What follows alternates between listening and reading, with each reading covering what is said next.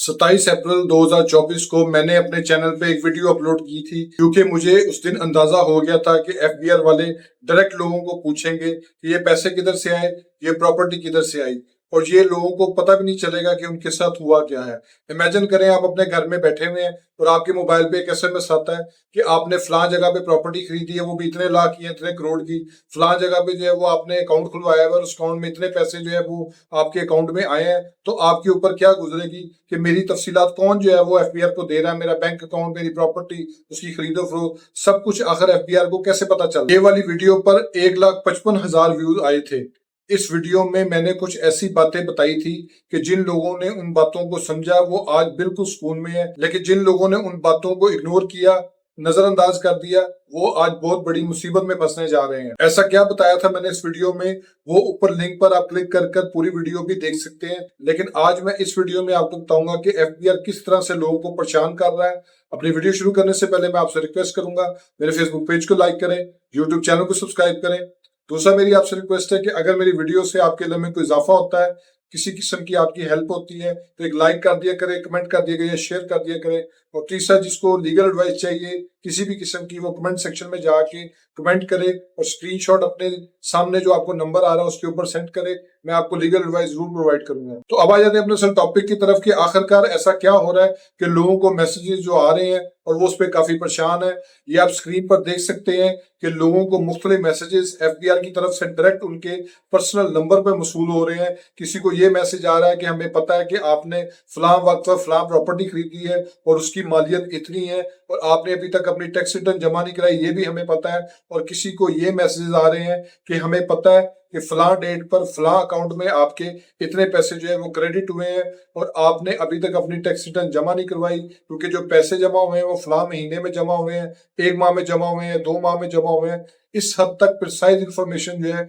वो एफबीआर के पास है। अब एक आम आदमी जो है वो परेशान हो जाता है कि एफबीआर को मेरी चीजें कैसे पता चल रही है, कौन बता रहा है। ये सब कुछ ये वाली वीडियो में मैं आपको बताऊंगा कि एफबीआर उन लोगों को मैसेज कर रहा है और किस तरीके से कर रहा है कि आप अपनी टैक्स रिटर्न फाइल करें, और आखिरकार वो क्या करने जा रहे हैं। तो एक नया सेक्शन ऐड हुआ था जिसके मुताबिक एफबीआर को काफी ज्यादा कानूनी इख्तियार दे दिए गए थे, जिसके मुताबिक एक सर्टेन अमाउंट से ज्यादा जब आपके बैंक अकाउंट में कोई अमाउंट क्रेडिट होती है, आप प्रॉपर्टी सेल करते हैं, 236C का टैक्स पे करते हैं, प्रॉपर्टी खरीदते हैं और 236K का टैक्स पे करते हैं। ये तमाम टैक्सेस जब आप पे कर रहे होते हैं तो ये सब चीजें, प्रॉपर्टी हो जाए, बैंक अकाउंट हो जाए, गाड़ी हो जाए, ये सब कुछ आपके बैंक अकाउंट और इन चीजों के साथ कनेक्ट होके इन द एंड आपके आईडी कार्ड के साथ कनेक्ट होता है, क्योंकि आपका आईडी कार्ड नंबर ही आपका जो है वो एनटीएन नंबर बन चुका हुआ है 2017-18 फाइनेंशियल ईयर से। अब आप जब इन चीजों को देख रहे हैं, आप कर रहे हैं, आप शायद ये समझ रहे हैं कि एफबीआर को तो इस बारे में पता ही कुछ नहीं है,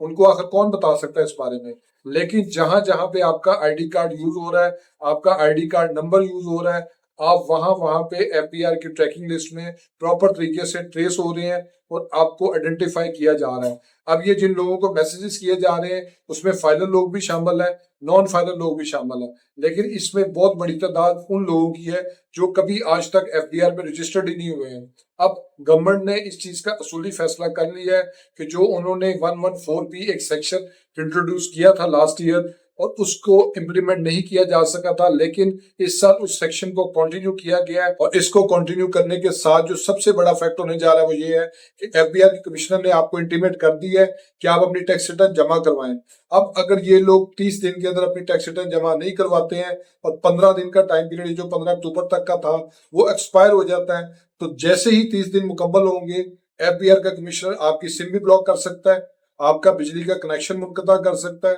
आपका जो है वो गैस का कनेक्शन मुनक़ता कर सकता है। जिस मोबाइल फोन में आपकी सिम चल रही है वो उस फोन का आईएमईआई नंबर भी ब्लॉक कर सकता है। ये चारों पावर्स 114B सेक्शन के तहत एफबीआर के कमिश्नर को अवेलेबल है और वो जिस मुतलका अथॉरिटी को इस बारे में हुक्म देंगे और वो अथॉरिटी अगर किसी भी वजह से उस हुक्म को मना करती है मानने से, तो उनको पहली स्टेज के ऊपर जो है 5 करोड़ रुपए तक जुर्माना कर सकता है एफबीआर, और नेक्स्ट स्टेज पे जो है 10 करोड़ तक जो है वो जुर्माना कर सकता है। क्योंकि पिछली दफा जब एक छोटी सी एफर्ट की गई थी एफबीआर की तरफ से तो उसमें उनको लोगों ने जो है वो जाके स्टे ले लिए थे, तो गवर्नमेंट को जवाब दे दिया गया था मुतलका कंपनीज की तरफ से कि हमें कस्टमर की सिम कैसे ब्लॉक कर सकते हैं। तो इस दफा चूंकि उनके ऊपर भी एक पीनल क्लॉज जो है वो ऐड कर दी गई है, यानी कि अगर वो एफबीआर की बात नहीं मानेंगे तो उनके ऊपर एक अलग से जुर्माना जो है वो एफबीआर के पास इख्तियार है, वो कर सकते हैं। जाहिर बात है कोई भी इदारा ये नहीं चाहेगा कि हम जो है वो जुर्माने को फेस करें,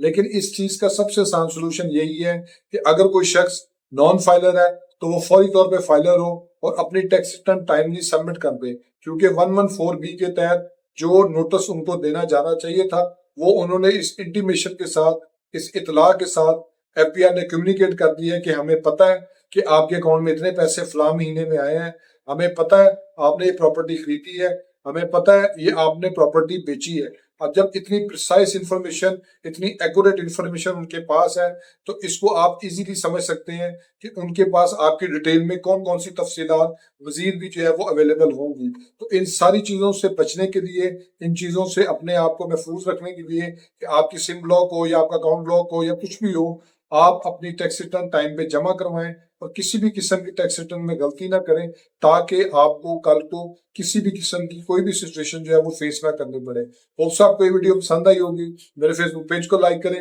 यूट्यूब चैनल को सब्सक्राइब करें, ताकि लीगल टॉपिक से रिलेटेड इसी तरह एडवाइस मैं आपसे शेयर करता रहूं। Thank you for watching.